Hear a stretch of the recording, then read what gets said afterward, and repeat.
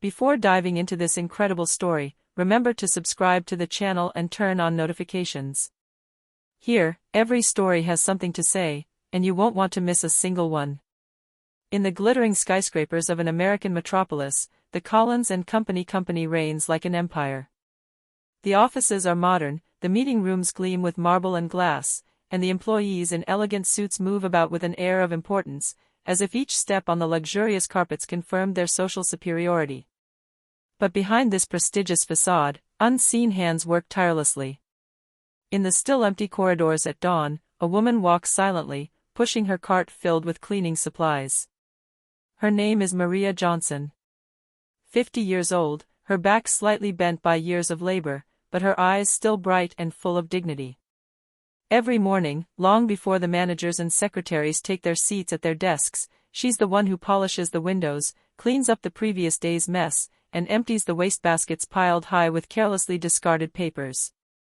Most of them are unaware of this. To them, Maria is just a shadow in the background, an invisible presence they believe to be interchangeable. Yet, behind that simple blouse and her cleaning gloves, Maria hides a story no one imagines. A widow for 10 years, and the mother of 2 adult children whom she raised alone with courage, she has always preferred honest work to the judgment of others.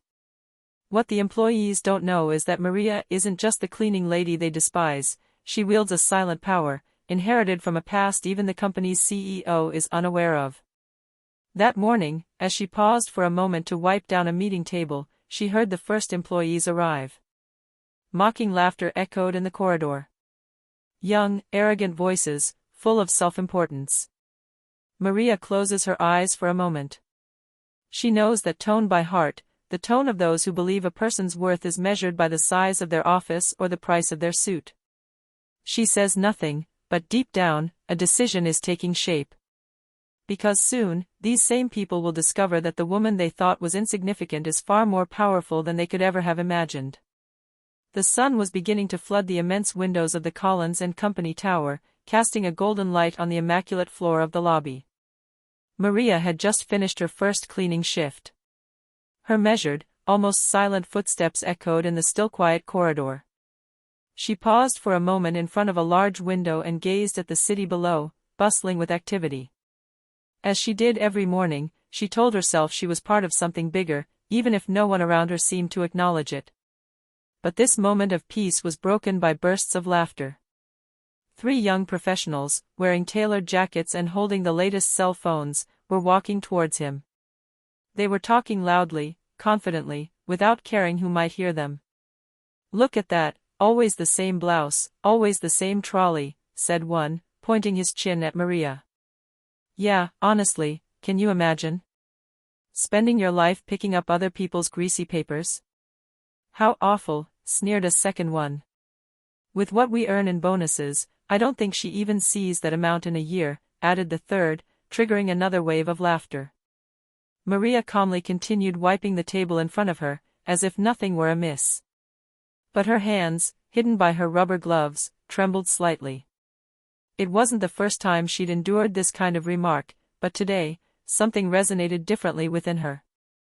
A mixture of pain and determination. She looked up at them.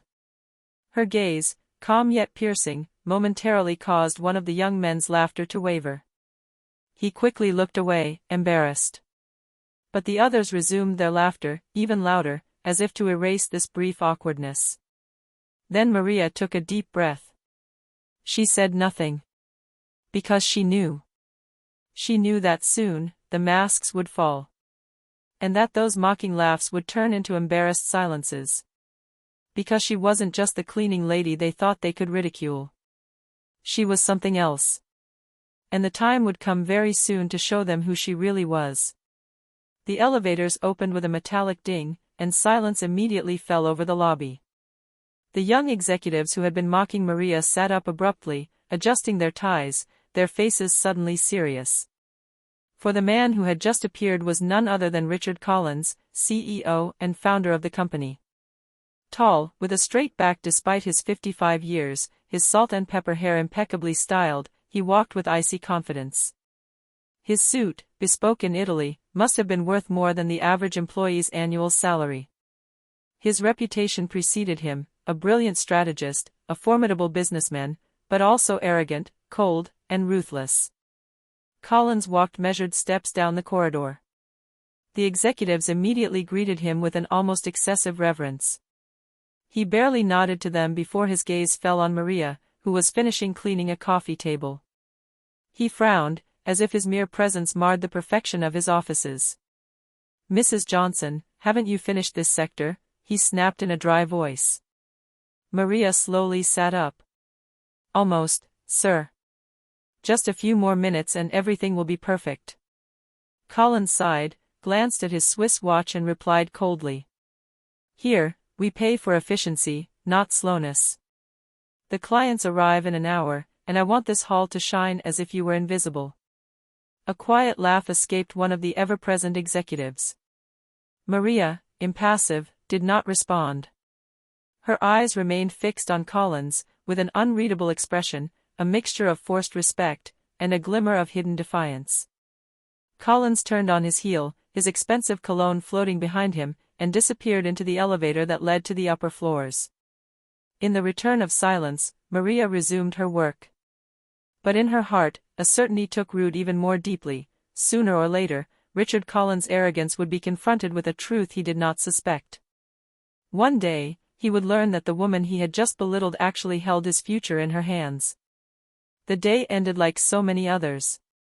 Maria, silent, pushed her cart to the maintenance room, carefully packed away her supplies, and then left the building. Outside, the contrast was striking. Employees were leaving in groups, laughing, talking about their plans, some getting into luxury cars. Maria, however, took the bus, as always. Her neighborhood was modest, but welcoming. A small house with blue shutters, carefully maintained despite its simplicity, awaited her at the end of the street. As she crossed the threshold, she was greeted by the familiar aroma of the coffee she prepared each evening, a reassuring ritual that chased the weariness from her shoulders. On the living room table, however, something caught her eye. A thick, cream-colored envelope with a gold seal. Her name was written on it in elegant handwriting, Maria Johnson. Intrigued, she carefully opened it. Inside was a letter on official paper, bearing the letterhead of the board of directors of Collins and Company. Madam Johnson. You are cordially invited to attend the extraordinary board meeting which will be held tomorrow morning at 9 a.m. in the main conference room. Your presence is essential. Maria remained motionless, her eyes fixed on the words. Her lips trembled, not with fear, but with emotion. She knew that this day would eventually come, but she didn't expect it to be so soon. She placed the letter on the table, took a deep breath, and closed her eyes. Memories flooded back. Her missing husband, the years of sacrifice, the unexpected inheritance that had placed her in a position no one had anticipated. And her decision to keep this secret, to continue her work as a cleaning woman, as a way to remain true to her values and observe people for who they truly are, without masks. But now, the veil was about to fall.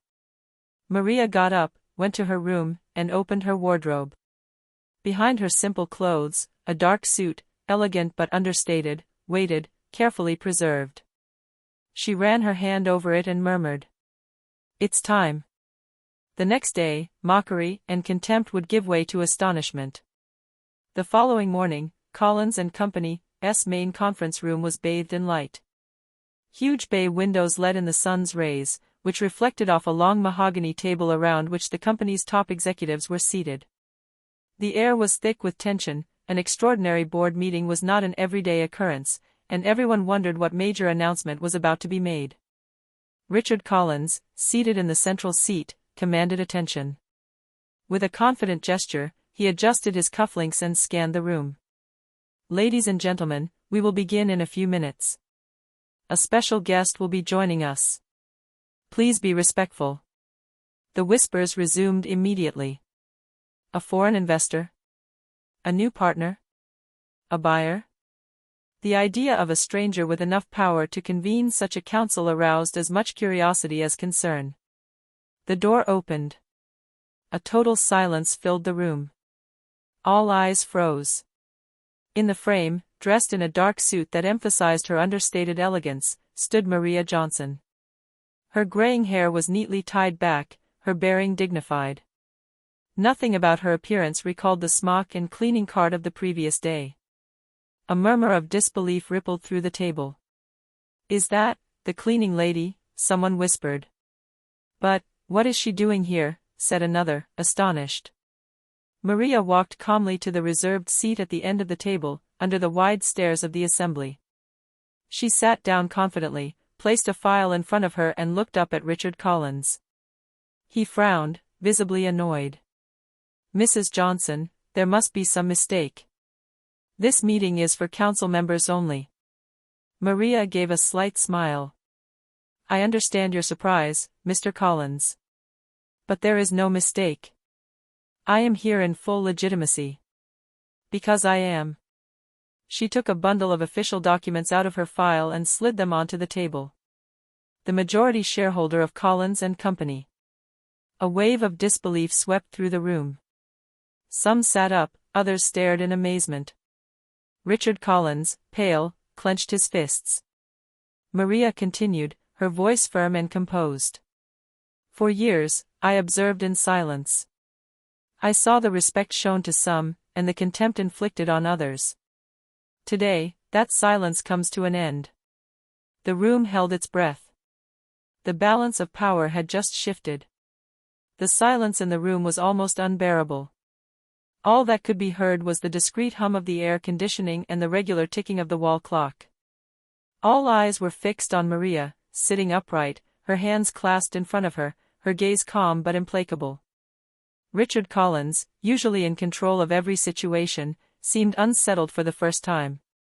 He quickly flipped through the documents she had filed, his face paling as his eyes scanned the signatures, the notarized deeds, the shares silently bought back over the years.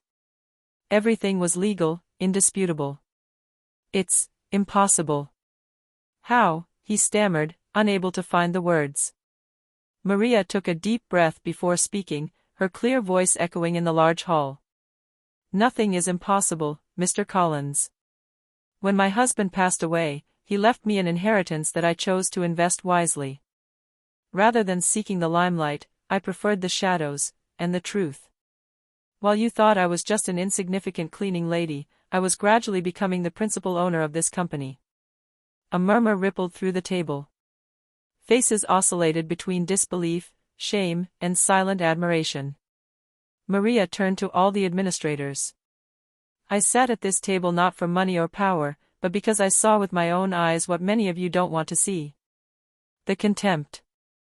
The arrogance.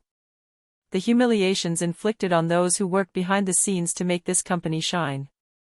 Just yesterday, some of you were laughing at me. It wasn't Maria Johnson they were ridiculing, it was human dignity." His words struck everyone present like hammer blows.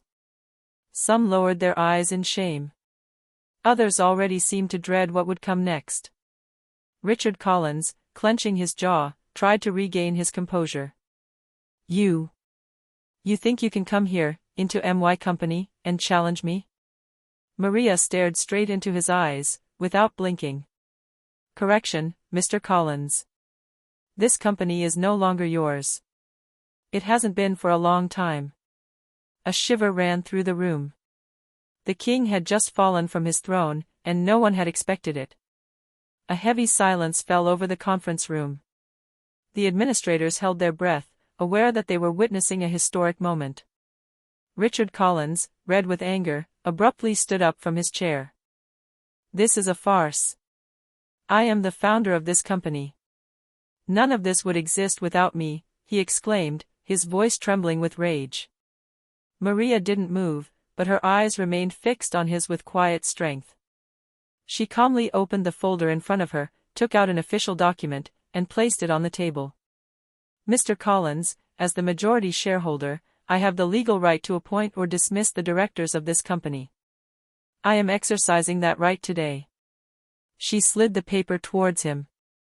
It was a motion of impeachment, already validated by several other council members who had discreetly signed it upon learning of his power. "As of today, Richard Collins, you are no longer CEO of Collins and Company. Your arrogant behavior and your inability to respect human dignity disqualify you from this position. The administrators exchanged uncertain glances. Some nodded silently, others simply stared at the table, too frightened to react. Collins, stunned, took a step back. You wouldn't dare. Maria finally stood up. Her voice, calm but sharp, echoed through the room. I dare not, Mr. Collins. I do it. At this signal, 2 security guards, who had been warned beforehand, opened the doors and entered. Collins' face turned white. You have no right. I am Collins. That's my name on this tower, he shouted, gesturing wildly.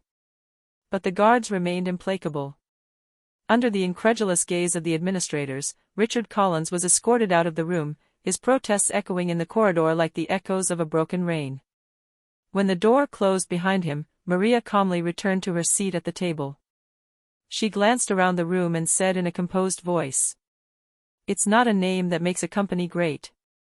It's the values it embodies. And from today, Collins and Company will rediscover its own." The room remained still. Some administrators, impressed, gave a slight nod of approval. Everyone knew that a new era had just begun. The news spread faster than wildfire. No sooner had Richard Collins left the building, escorted by security, than rumors were already circulating from office to office. The employees leaned towards each other, whispering with wide eyes. Did you see? Collins got fired. Impossible. He'd been running that company for 20 years. And you know by whom? By the cleaning lady. In the open-plan offices, the atmosphere had changed. Those who, just the day before, had laughed at Maria, suddenly felt chilled at the thought that they had mocked the true owner of the company. Faces froze, conversations stopped as soon as she passed by. Maria, dressed in her suit, walked confidently through the corridors. The employees stepped aside, some out of respect, others out of fear. But in her eyes, there was neither arrogance nor vengeance. Only that quiet dignity that had always been hers. She stopped in front of a group of secretaries who stared at her, petrified. "Ladies," she said softly, "I know all this surprises you. But have no fear. I am not here to crush anyone. I am here so that no one will ever again be humiliated as I have been." A silence followed, then one of the young secretaries, her voice hesitant, dared to ask. "So, it was true? You are the owner?" Maria nodded calmly. "Yes. And from now on, I want everyone, from the intern to the director, to be treated with respect. That's the first rule of this house." The words resonated deeply. Some employees lowered their heads, ashamed of their past behavior. Others, on the contrary, felt a new hope awaken within them. For the first time, they felt that someone, up above, understood what they were going through. In a corner, one of the managers who had mocked her the day before was watching her, his face pale. Yesterday's arrogant laughter had turned into silent fear. Maria continued on her way, determined. She knew this was only the beginning. The company needed a complete overhaul. And that change would start with the very culture of Collins and Company. The next day, an extraordinary meeting was called at the company's headquarters. The announcement had spread throughout the building. The cleaning lady was going to address the entire board of directors. Rumors were flying, some thought she was coming to apologize, others that she was about to resign publicly. But no one suspected the truth. In the conference room, the executives settled nervously. The CEO, confident despite the growing scandal, wore a smirk. All eyes turned toward the door as Maria entered, dressed in a simple yet elegant suit, a departure from her usual uniform. Her footsteps echoed with assurance, and her face radiated unwavering serenity. "Ladies and gentlemen," she began in a calm voice, "I am here today not as a mere employee, but as the majority shareholder of this company." An icy silence fell. The board members looked at each other in astonishment, while the CEO frowned, as if he had just heard a bad joke. Maria calmly took out a folder of documents and placed it on the glass table. Here is the proof of my shares acquired over several years. I have never needed to flaunt my power. But after what I have been through, it is time to restore order here." Murmurs filled the room. The CEO paled, realizing his position had just been shaken. Maria continued, relentless. "Mr. CEO, your humiliations, mockery, and abuses toward staff will not go unpunished. Effective immediately, you are relieved of your duties." A thunderous gasp of astonishment erupted, followed by timid applause from a corner of the room. The employees, who had always remained silent out of fear, were finally witnessing the emergence of a face of justice. Maria, once invisible in the corridors, had just shown everyone who truly held the power. In the days that followed, the atmosphere in the Collins and Company offices changed dramatically. The jeers and scornful laughter of the past had vanished, replaced by a mixture of respect and caution. The employees viewed Maria differently, no longer as a cleaning woman, but as someone who had restored justice. In the corridors, whispers turned into sincere conversations. Some came to thank her, timidly, for daring to confront the arrogance and contempt that had reigned for years. "I never dared to say what I thought, but you changed things," murmured a secretary. "You are showing us that we all count, not just those who wear a suit," added an employee from the accounting department. Maria smiled, but remained humble. She knew that power came not from fear or revenge, but from the respect one inspired through one's actions. She then launched a series of reforms within the company. 1. Training programs for all employees, in order to recognize and value the work of the teams invisible. 2. Fair wages and reassessment of bonuses for entry-level employees. 3. Strict rules against harassment and contempt in the corridors, with a confidential reporting system. 4. Valuing contributions. The idea was that every effort would be recognized, regardless of the position. Gradually, the culture at Collins and Company was changing. Employees began to feel proud to work for the company. Mutual respect replaced toxic competition. Managers who had once looked down on Maria began to regard her with admiration and even humility. One morning, as she was walking through the corridors, Maria passed a young intern who timidly called out to her, "Thank you, for showing us that we matter." Maria simply nodded. Those words were enough to satisfy her. She had proven that human dignity does not depend on title, salary, or appearance. And that sometimes, those we believe to be weak possess the greatest power. Months passed, and Collins and Company was unrecognizable. The once cold, disdainful corridors now echoed with genuine laughter and respectful conversation. The employees were motivated, proud of their work, and aware that their worth lay not in a suit or a luxurious office, but in their dignity and effort. Maria sometimes continued to walk the corridors with her cleaning cart, but more symbolically than out of necessity. Her gesture reminded everyone that greatness is not measured by displayed power, but by how one treats others. One day, in the lobby, a former executive who had made fun of her timidly came to shake her hand. I wanted to thank you. You taught me a lesson I will never forget." Maria smiled gently, placing her hand on his shoulder. "Always remember that no one is invisible. And that every gesture of respect or contempt leaves a trace." Outside, the city continued its daily bustle, but inside Collins and Company, something precious had been restored: human dignity, respect, and justice. Maria, humble yet powerful, had changed not only the company, but also how everyone perceived themselves and others. And in this silent but profound lesson, Collins and Company became an example that very few companies could claim to achieve. True power belongs to those who respect and uplift others, not to those who dominate through arrogance. Maria, the woman everyone had underestimated, had left an indelible mark. And no one would ever forget that humility and courage can overcome even the most powerful.